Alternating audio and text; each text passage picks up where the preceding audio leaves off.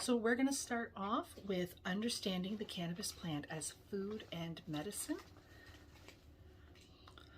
The first step in understanding cannabis is learning about your endocannabinoid system, the ECS. This maintains homeostasis for your entire body. Homeostasis is defined as optimal functionality. Thus, ECS is in charge of making sure that every other system you have is functioning in the way that it should. It manages this by manufacturing and delivering the keys of function, known as cannabinoids. Cannabinoids that are made by your body are called endocannabinoids, while the ones found in cannabis are called phytocannabinoids.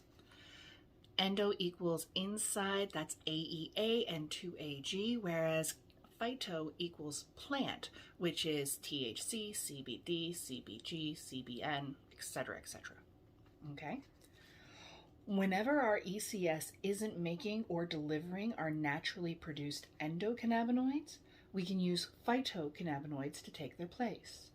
So if you're feeling unsure about cannabis use, keep in mind that cannabinoids are required for basic function.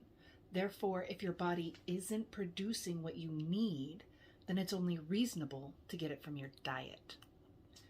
Phytocannabinoids are simply a naturally sourced supplement that should carry no more shame than eating your vegetables. So what do you think? Want me to do it again? Let me know. Like, comment, subscribe, share, hit all the buttons, do all the things.